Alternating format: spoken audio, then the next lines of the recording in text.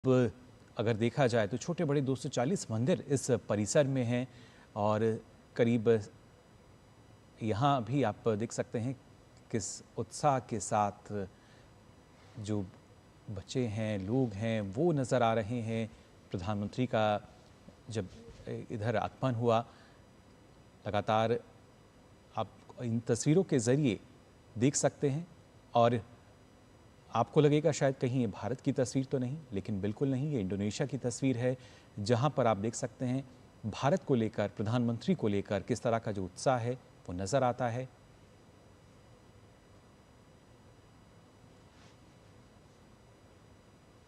इन तस्वीरों के ज़रिए लगातार आपको हम दिखा रहे हैं किस तरीके से एक उत्साह नज़र आता है, साथ ही भव्य रूप से स्वागत, अभिनंदन प्रधानमंत्री का इंडोनेशिया में होता हुआ नज़र आ रहा है।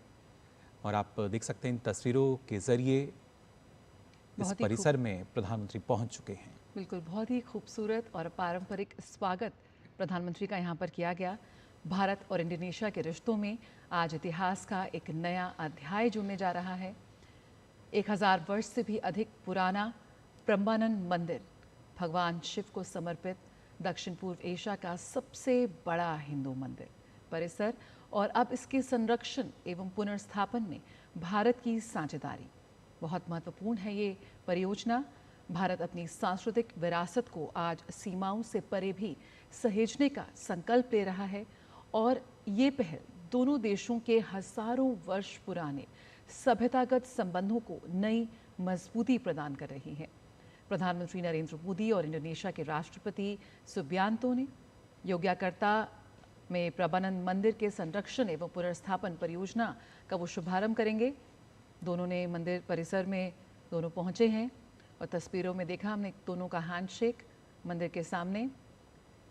और प्रधानमंत्री ने जैसे स्वयं कहा है कि 1000 वर्ष से भी अधिक पुराना प्रम्बानन मंदिर भारत और इंडोनेशिया की साझा सांस्कृतिक विरासत का प्रतीक है, और यही प्रतीक जो है, ये रिश्ते हैं जो आज भारत इंडोनेशिया को जोड़ते हैं और जिसका जश्न मनाने आज वहाँ के स्थानीय निवासी, बच्चे, बूढ़े, जवान सभी पहुँचे हैं प्रधानमंत्री का अभिनंदन करने, उनका स्वागत करने। और हम देख रहे हैं कैसे आज तिरंगा भी योग्याकर्ता की सड़कों पर लहरा रहा है।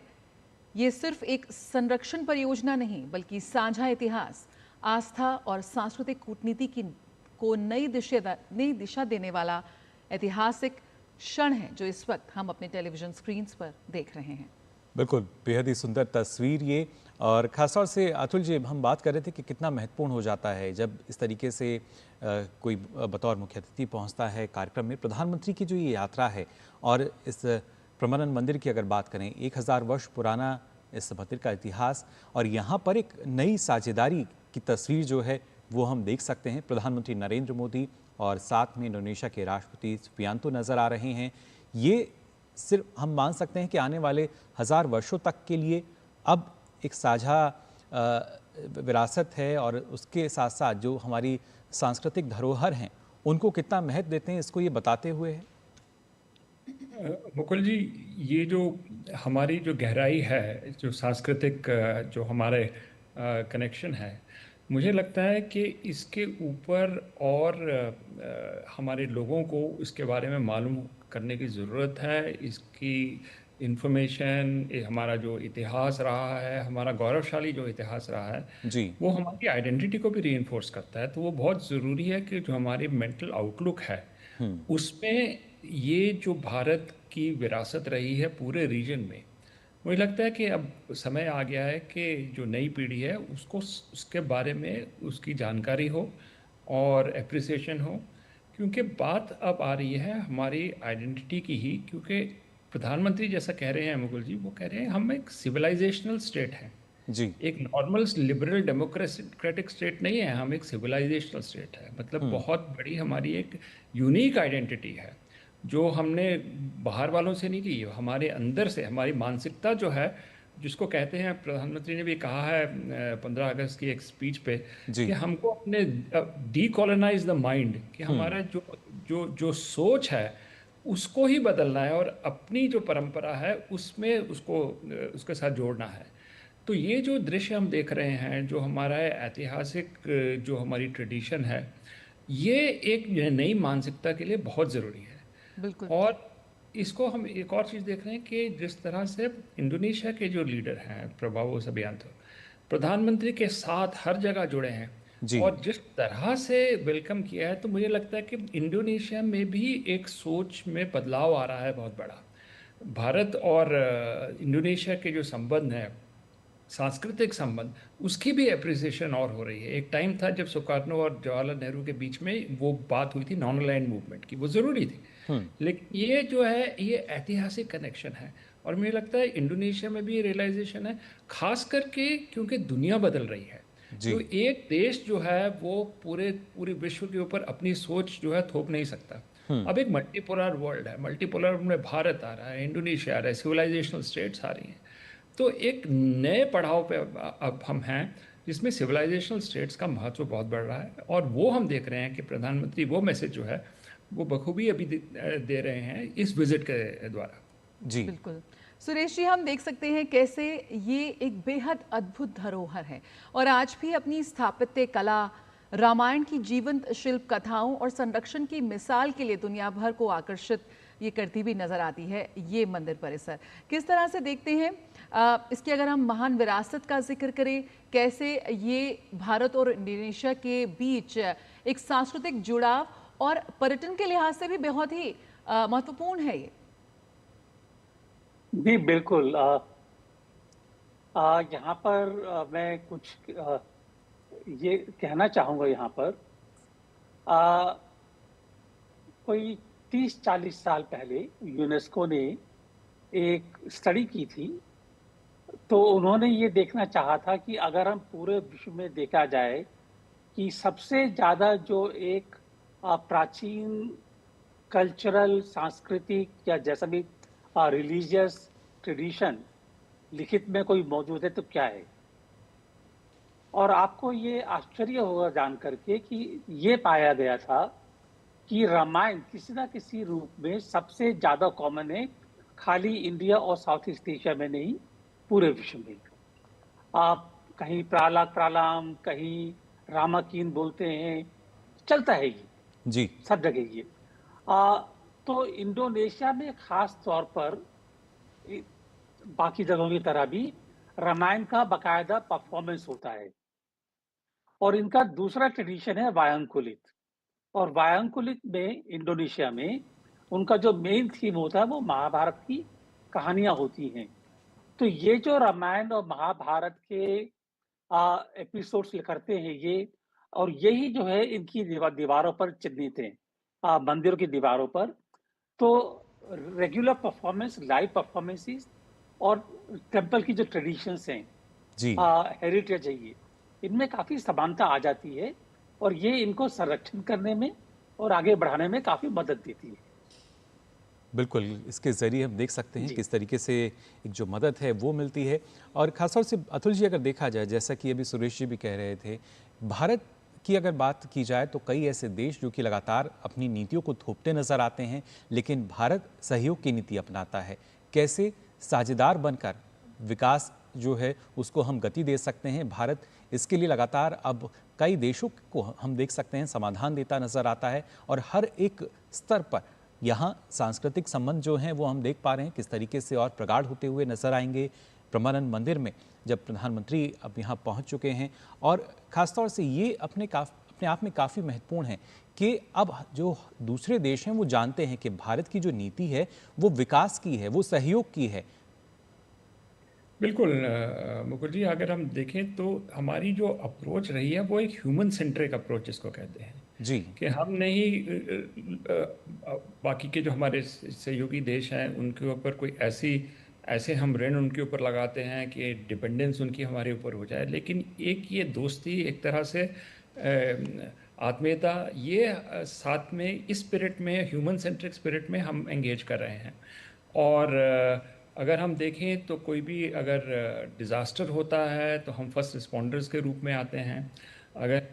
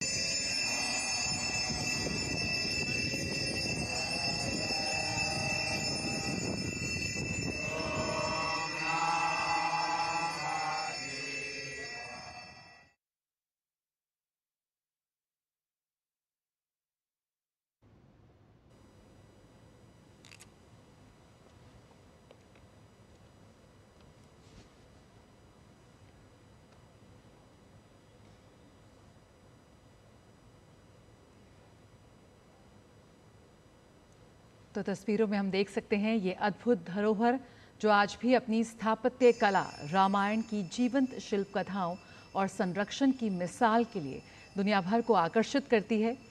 और मुकुल, वाकई बेहद अद्भुत है कि 1000 साल से भी पहले बिना आधुनिक मशीनों के आखिर कैसे खड़ा हुआ दुनिया के सबसे भव्य हिंदू मंदिर परिसरों में से एक ये प्रम्बानन, जावा की ज्वालामुखी चट्टानों से तराशी गई अद्भुत धरोहर।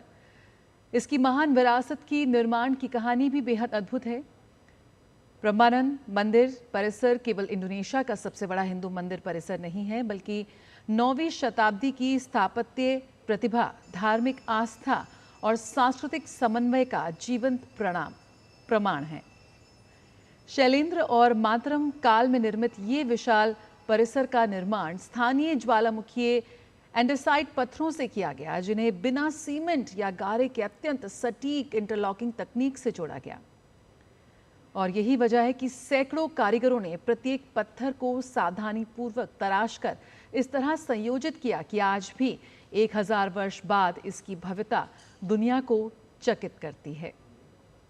बिल्कुल जया, और ख़ासतौर से ना सिर्फ चकित बल्कि वहाँ जाकर जो महसूस होता है वो हम देख सकते हैं किस तरीके से फ़िलहाल प्रधानमंत्री वहाँ पर मौजूद हैं इस प्रम्बानन मंदिर परिसर में, अपने आप में काफ़ी ऐतिहासिक।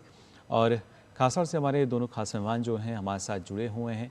सुरेश जी, आपसे समझना चाहेंगे, जब हम भारत की सांस्कृतिक विरासत को आज लगभग हर एक देश में नज़र आती है, जो कि वैश्विक मंच पर जिस तरीके से उसका प्रचार प्रसार हम देखते हैं, लेकिन इसमें अगर प्रधानमंत्री के योगदान की हम बात करें, क्योंकि प्रधानमंत्री ने हर एक मंच से लगातार भारत की जो सांस्कृतिक विरासत है इसको भी बढ़ावा दिया है, और विकास भी विरासत भी, इस मंत्र के साथ हम बढ़े हैं, ना सिर्फ अपने देश में बल्कि वैश्विक मंचों से भी लगातार इसकी बात प्रधानमंत्री ने कही है। और उसकी ही एक वानगी आज हम कह सकते हैं कि योग्यकार्ता इंडोनेशिया में भी हमें देखने को मिल रही है। जी, बिल्कुल। खास तौर पर भारत के संदर्भ में, और जो पिछले कुछ सालों में प्रधानमंत्री मोदी ने जो एक भारत की संस्कृति को आगे बढ़ाने का काम किया है, तो मैं ये कहना चाहूँगा कि हम लोगों ने हमारे अगर हम देखें कि जो भारतीय विरासत है, भारतीय संस्कृति है, हमने उसको जिस तरह से काम में लिया है कि एक वो सीमेंट बन जाता है लोगों के बीच में और बाकी संबंधों को आगे बढ़ाने का काम करता है। उसमें कोई कन्फ्रंटेशन नहीं होता है या किसी से कोई डिफरेंसेस हो या ऐसी स्थिति आ जाए कि आपस में वाद विवाद हो, वो नहीं होता है। बल्कि इस संस्कृति को लेकर के, जैसे कि हम देख रहे हैं अभी, इससे आगे बढ़ने में, आगे बातचीत करने में मदद मिलती है।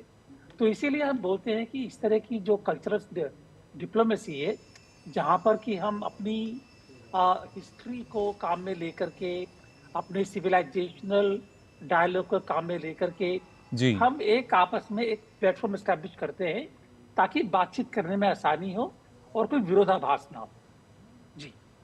बिल्कुल। अतुल अनेजा जी भी हमारे साथ जुड़े हुए हैं। अतुल अनेजा, हम देख रहे हैं तस्वीरों में प्रधानमंत्री और राष्ट्रपति सुबियांतो दोनों साथ साथ इस मंदिर परिसर की में परिक्रमा करते हुए। प्रधानमंत्री ने पहली बार भारत इंडोनेशिया संबंधों के लिए गंगा महाकम विजन प्रस्तुत किया। सिविलाइजेशनल कनेक्ट की बात हम यहाँ कर रहे हैं, साझा विकास की बात कर रहे हैं, सुरक्षा और स्ट्रैटेजिक ट्रस्ट है, मैरीटाइम प्रॉस्पेरिटी है, और साथ ही ग्लोबल साउथ की आवाज़ को और मुखरता से रखना। किस तरह से आप देखते हैं कि ये गंगा महाकम विजन भारत इंडोनेशिया संबंधों के लिए एक दीर्घकालिक रोड मैप माना जा सकता है? बिल्कुल जया जी, कि अब आपके जो रिश्ते इतने मजबूत हो रहे हैं, कल्चरल रिश्ते इतने मजबूत होते हैं, उसको एक तरह से प्रमाणित करने के लिए आपको एक कॉन्सेप्ट चाहिए, एक एक आइडियोलॉजी चाहिए। तो उसके अगर संदर्भ में देखें तो एक कंटिन्यूटी बनाने के लिए ये बहुत बड़ा योगदान देगा।